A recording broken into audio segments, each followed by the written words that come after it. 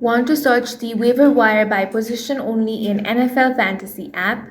Here's how to do it. First, launch open the NFL Fantasy app and tap on your league. Now, you want to tap on the players option.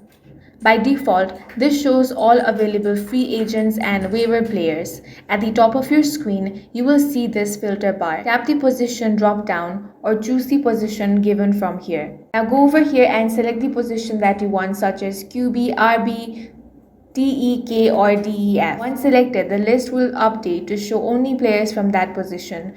From here, you can also sort by stats, projection, or availability to find the best for your lineup. And that's it. This is how you can quickly filter the waiver wire by position in NFL Fantasy app. If you found this video useful, make sure to hit the like button and subscribe for more videos like this.